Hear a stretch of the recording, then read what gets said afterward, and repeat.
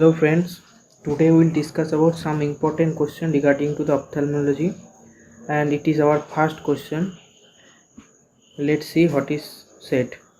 A 10 years boy presented with complaint of recurrent episode of itching and redness in both the eyes, and symptoms are worse in the summer. The photograph shows the appearance of the upper tarsal conjunctiva. What is the diagnosis? So let's write the clinical manifestations. That is a 10 years old boy who have recurrency of itching. So recurrent itching and redness of both the eye, of bilateral eyes, and which is worst in summer. So now see the image. You can see in upper tarsal conjunctiva some papillar projections. So those are the papilla or projections, and those are the polygonal in nature. Some are the hexagonal, some are the pentagonal. So polygonals are hexa as well as pentagonal. So considering above the clinical features, we can see it is a vernal keratoconjunctivitis. Vernal keratoconjunctivitis. So right answer is the B. And what is the vernal? Vernals means spring.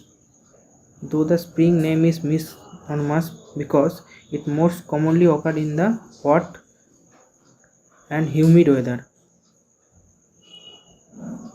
that is in the summer.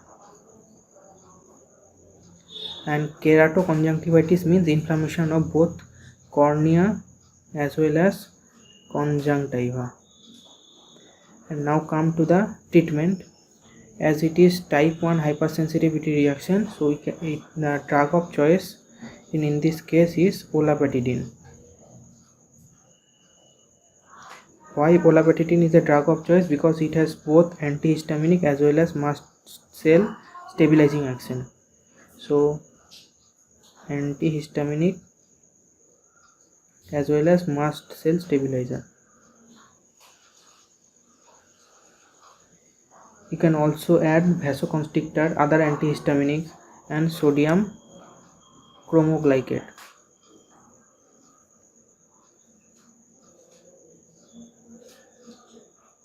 And if there is no benefit, we can add steroid, topical or systemic steroid, topical or systemic. If it is refractory to the steroid, you can add topical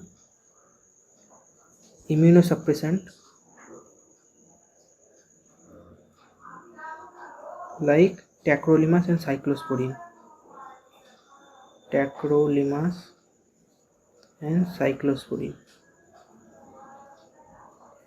So now come to the next question. A child with history of Lyme injury few years back presented to the OPD and clinical photograph is given. What is the diagnosis? First, let's understand the image. It is our bulbar conjunctiva.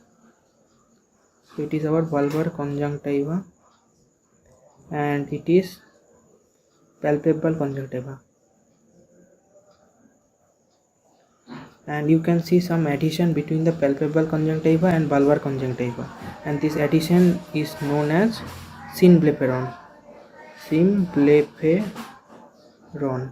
And why this adhesion occur due to the any type of trauma or injury, and it is also said in the question.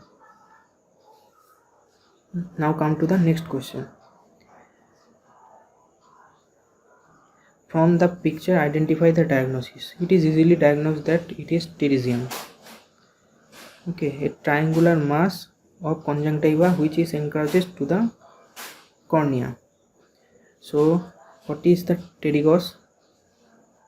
Pterygos means wing, and pterygium means wing shaped projections of the cornea which is encroaching to the cornea, and the apex of this triangle is towards the cornea, and Remembers, it is both degenerative as well as hyperplastic changes of cornea. So it is degenerative as well as hyperplastic changes of conjunctiva. And what is the treatment of it? It is surgical excision.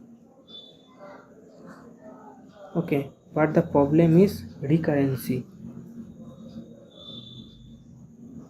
So what you can do, you can add some drugs which prevent the recurrency like thiotepa,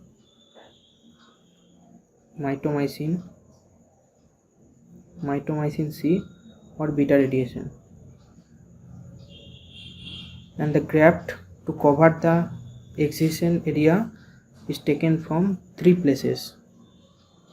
So graft is taken from 3 places: at conjunctiva itself, one conjunctiva itself, second amniotic membrane, or buccal mucosa.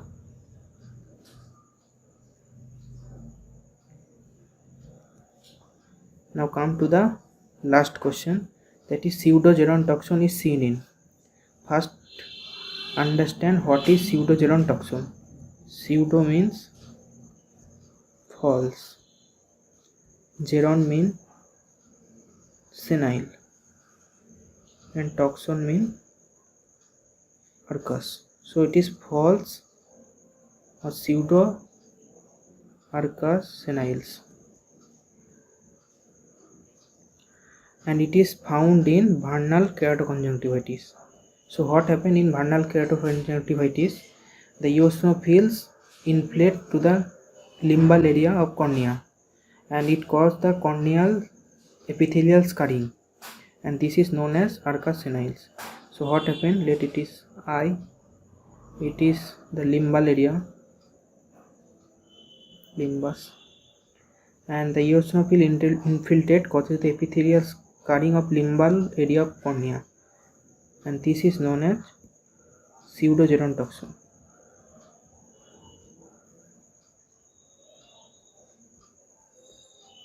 So okay, thank you friends.